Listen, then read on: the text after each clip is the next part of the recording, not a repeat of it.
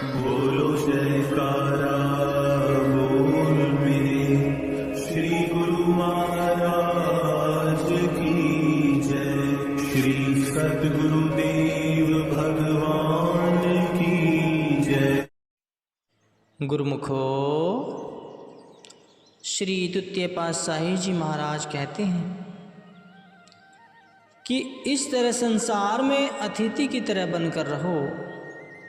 दुनिया के पदार्थ प्रयोग में लाओ, परंतु उनके साथ दिल न लगाओ। बाल बच्चों तथा परिवार का पालन पोषण करो, परंतु उनके मोह के ख्याल दिल में एकत्रित न करो। उनके साथ जो अस्थायी संबंध हैं, मालिक ने इस संसार रूपी घर में मनुष्य की प्रत्येक आवश्यक वस्तु को रखा है, लेकिन तुम उनके मालिक नहीं हो।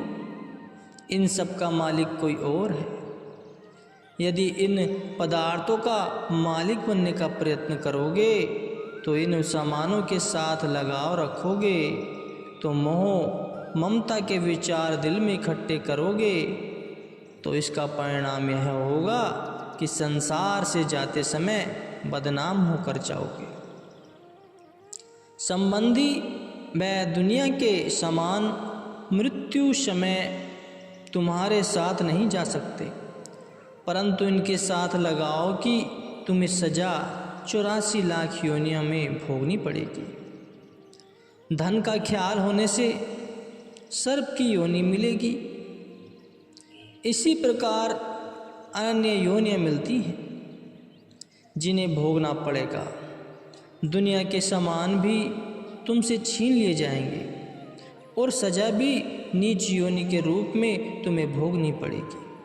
तो यदि संसार में मेहमान की तरह रहकर दुनिया के सब सामान प्रयोग में लाओगे और किसी वस्तु के साथ दिल नहीं लगाओगे, तो हंसते खेलते दुनिया से जाओगे। इसलिए दुनिया में इस प्रकार रहो जैसे कि कहा भी है कि जग रहू जगते अलग रहू, जोग जुगती की रीत, दुल्हन हृदय नाम ते लाई रहो दृढ़ प्रीत। तो दुरंदास जी कहते हैं कि संसार में रहकर संसार से अलग होकर रहना आसान नहीं है। इसका साधन समय के संत सद्गुरु की ही जीव को बताते हैं। जिस मनुष्य ने भजनाभ्यास में अपनी सुरति को लगा लिया, उसने अपनी चित्तवृत्ति को संयम में कर लिया। वही मनुष्य संसार में रहकर खाने पीने की वस्तु को सेवन में लाता हुआ उनमें अपना दिल नहीं फंसाता। परिवार में रहता हुआ मोह के विचारों से बचा रहता है। इसलिए भजन अभ्यास करना प्रत्येक मनुष्य व्यक्ति के लिए बहुत आवश्यक है। भजन करने से ही मनुष्य संसार में निर्लिप्त रहता है। श्री सद्गुरुदेव महाराज जी के श्री प्रवचन सत्यता और यथार्थ की कसौटी पर तुले हुए थे। अंतिम समय तक वे परोपकार तथा परमार्थ के पथ पर आरूढ़ होकर प्रवचन कहते रहे, ताकि जीव इन पर चलकर अपना कल्याण कर सके। एक दिन श्री प्रवचन हुए कि सुबह होती है, शाम होती है, उम्र यूं ही तमाम होती है। समय हर दशा में गुजरा जा रहा है। इसी समय में जैसा भी काम कर लिया जाए, मनुष्य को अधिकार है। समय किसी से नहीं कहता कि तुम इस समय यह काम करो या कोई अन्य काम करो। सूरज ने तो रोशनी देनी है, चाहे उसमें कोई ग्रंथ पढ़ ले, चाहे कोई व्यवहार का काम कर ले, चाहे सो का समय गुजार दे। काम का करना या ना करना मनुष्य के अपने वश में है। इसी समय में गुरुमुख जन अपना परलोक सुधार लेते हैं। और शुक्रू होकर संसार से जाते हैं और मनमुख समय गवाकर अपना नुकसान कर लेते हैं। मनमुख अपना सारा जीवन पेट के धंधों में गुजार देते हैं और बिना रूहानी कमाई के खाली हाथ संसार से जाते हैं। परंतु इसी समय में गुरुमुख भजन अभ्यास, सद्गुरु की सेवा तथा सत्संग का लाभ उठाकर अपने समय को सफल करते हैं। तो महापुरुष कहते हैं कि 184 जोनि सबाही, मानस कहो प्रभु दीन बढ़ाई, ईसु पौड़ी ते जो नऊ चुके, सो आई जाए दुख पाए। मनुष्य जन्म को इसलिए श्रेष्ठ तथा उत्तम कहा गया है कि मनुष्य जन्म में भजन अभ्यास और सत्संग आदि सभी साधन हो सकते हैं। किसी अन्य योनि में ये काम नहीं हो सकता। जो लोग मनुष्य जन्म को पाकर अपना पूरा जीवन खाने पीने और सोने तथा मोह ममता की पूर्ति में लगा देते हैं, वे जीव अपने रास्ते से भटक जाते हैं। वह अपना जो असली कार्य है भूल जाते हैं। ये जन्म किस लिए मिला है उसे भी भूल जाते हैं। जैसे दो मनुष्य किसी बाग की सैर के लिए गए। बाग के मालिक ने उनको 1 घंटा सैर की घूमने की आज्ञा दी। उनमें से एक ने तो उस समय में कुछ फल खा लिए और पेट भर लिया, परंतु दूसरा मनुष्य घंटा भर वृक्षों व पौधों के पत्ते देखता व गिनता रहा। 1 घंटे के बाद बाग के मालिक ने दोनों को बाहर निकाल दिया। इस प्रमाण से स्पष्ट है कि जिस मनुष्य ने तो फल खाकर पेट भर लिया, उसने समय का लाभ उठा लिया। इसके विपरीत जिस व्यक्ति ने केवल फूल पत्ते शाखाएं गिनने में समय गंवा दिया, उसे बाग के बाहर निकाल देने पर सिवाय पछताने के कुछ बचा ही नहीं, क्योंकि उसने वहां से कुछ प्राप्त नहीं किया।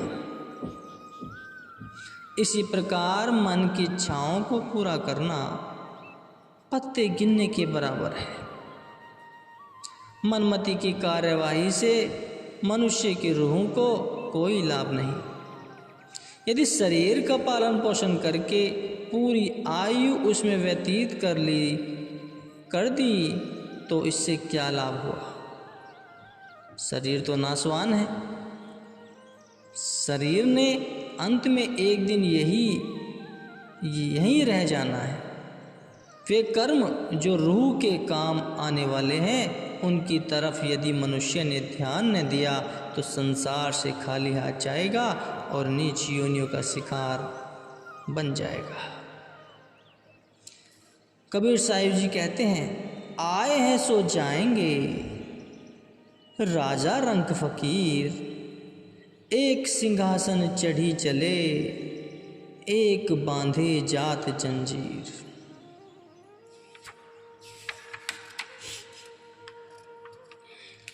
दुनिया नाशवान है। जो आया है उसने अवश्य ही एक दिन मृत्यु के मुंह में जाना है, मगर जाने जाने में अंतर है। जो गुरुमुख हैं उन्होंने अपने जीवन को सद्गुरु की सेवा व भजन अभ्यास में लगा दिया है। वे उज्ज्वल मुख होकर संसार से जाते हैं, सिंहासन पर चढ़कर अर्थात सम्मान के साथ जाते हैं। जिन्होंने नाम व शब्द की कमाई नहीं की, उन्हें 84 लाख योनियों की यातनाएं सहन करनी पड़ती। इसलिए संसार में आकर गुरुमुखों वाला जीवन व्यतीत करो। संसार से उज्ज्वल मुख होकर जाओ ताकि तुम्हारा संसार में आना सफल हो। एक दिन कुछ सेवक सेवा में लगे हुए थे। आपने अपनी मौज से उन्हें समीप बुलाया और विराजमान होकर श्री प्रवचन कहे कि गुरुमुखों का समय बड़ा कीमती है। गुरुमुख इसी समय में सद्गुरु की सेवा और भजन अभ्यास व सत्संग का लाभ उठाकर भक्ति वाला धन कमा रहा है जो आदि से अंत तक काम आता है और मृत्यु के बाद रूह के साथ जाने वाली वस्तु है। संसारी लोग वह धन कमाते हैं जो न तो जीव के साथ आया है और न ही अंत में उसके साथ जाएगा। वह धन केवल जीवन में व्यवहारिक रूप में काम आ सकता है, चाहे उस धन से कितना ही धनी क्यों न बन जाए और लाखों रुपए संचित एकत्रित न कर ले। धन को संत महापुरुषों ने जड़ माया कहा है, परंतु मनुष्य जो ईश्वर का अंश है यानी चेतन है, धन में आसक्ति होने से उसमें फंस गया है। यह कितनी भारी भूल है। धन के आने से काम, क्रोध, लोभ, मोह, अहंकार और भी अधिक बढ़ जाते हैं। इन सब विकारों ने मनुष्य को अच्छी तरह से घेर लिया है। फिर उसी धन ने मनुष्य को अपने बंधन में बांध लिया।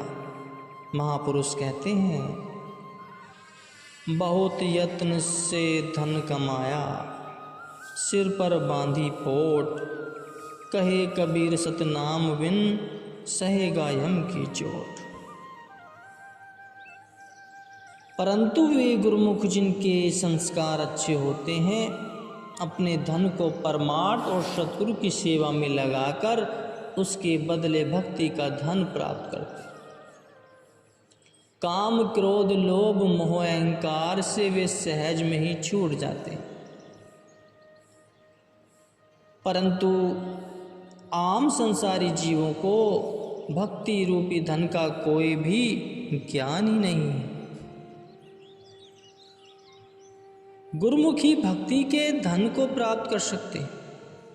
अतः गुरुमुखों का कर्तव्य है कि अपने इसी अमूल्य जीवन के समय में ही भक्ति का धन प्राप्त करते हुए अपनी मंजिल की ओर बढ़ने का प्रयत्न करें। श्री सद्गुरुदेव महाराज जी सरल ढंग से भक्ति पद दर्शाया। वे ऐसे प्रवचन किया करते थे जो सरलता से समझ में आ सके, लेकिन उनमें रहस्य अधिक होता था।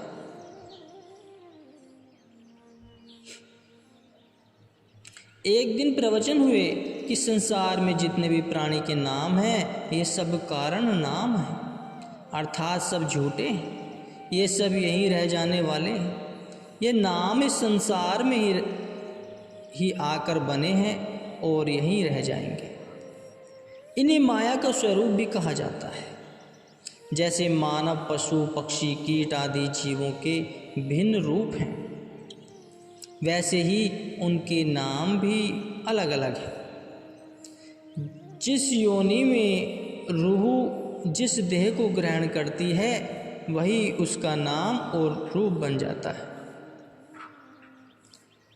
यदि इस नाम व रूप से नज़र उठा दी जाए तो केवल एक जात आत्मा ही रह जाती है जो सबके अंदर विद्यमान है, परंतु अपने कर्मों के अधीन होकर उसने वैसे ही देह को प्राप्त किया है। और भक्ति और माया भी दूध और पानी के समान आपस में मिले हुए। जैसे दूध को अच्छी तरह आंच कर गर्म कर पानी सुखा दिया जाता है और शुद्ध दूध ही शेष रह जाता है, ऐसे ही योग अग्नि द्वारा असत्य माया रूपी पानी सूख जाता है और सत्य वस्तु रूपी आत्मा का ज्ञान प्राप्त होता है। गीता के चौथे अध्याय के 37वें श्लोक में भगवान श्री कृष्ण जी महाराज परम सखा अर्जुन को उपदेश देते हैं कि ये अर्जुन, जैसे प्रज्वलित अग्नि ईंधन को भस्म कर देती है, वैसे ही ज्ञान रूपी अग्नि संपूर्ण दुष्कर्मों का भस्मसात कर देती है। यह ज्ञान पूर्ण संत महापुरुष से मिलता है, जिसके द्वारा जन्म जन्मांतरों के पाप भस्म हो जाते हैं। वे आत्म स्वरूप को दर्शाते हैं। सभी संत महापुरुष, संत महात्मा यही उपदेश देते हैं कि यह संसार माया का पसारा है, इसमें दिल फंसाना उचित नहीं। आत्मा ही जीव का वास्तविक स्वरूप है।